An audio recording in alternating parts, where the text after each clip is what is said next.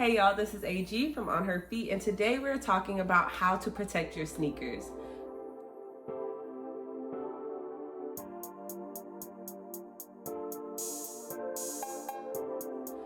I recently went through a situation that caused me to lose about 40 something pairs of shoes, and I just wanted to share that experience with you all and what I went through on the back end with the insurance companies, just so people know how to protect themselves in the event that something similar happens to you.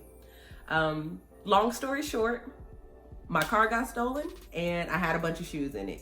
I lost a lot of shoes. I estimate it to be about 40 pairs, but that's not counting like the boots and heels and sandals that were in there, just pure sneakers. Once I realized the car was stolen, I called the police, I called the insurance, and I made all necessary claims and reports that I needed to do. And after that, it was just a matter of time and figuring out what was really going on. So I would say I spent about 2 months going back and forth with my insurance company about my personal property that was taken with the car and the value of my items. So the first thing I would say that's really important to understand is your insurance policy, the company that you're dealing with, and knowing what you are covered for. So I have my auto insurance and my renter's insurance are through the same company.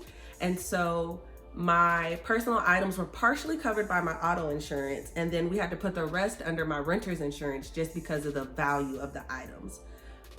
After my insurance went through my list and I gave them a very detailed list of my sneakers. It was brand, size, style, and price of the item. I made a really nice spreadsheet, emailed it over to them. I also sent them pictures and videos of all the sneakers that I had, and I sent them a video of the sneakers in the car, and it wasn't enough. When they first gave me my first settlement for my personal items being taken, they gave me $500.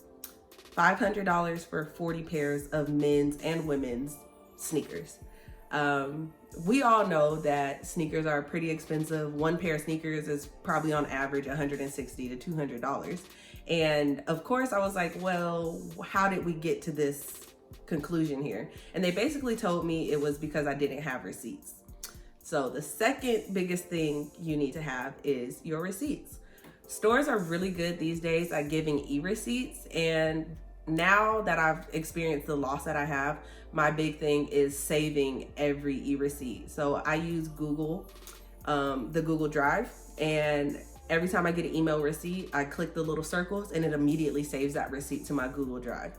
Another thing that you could do just to take the extra step to be protected is to take a picture of your sneakers with the receipt laying next to it and then archive those and save them in whatever way you choose to do so.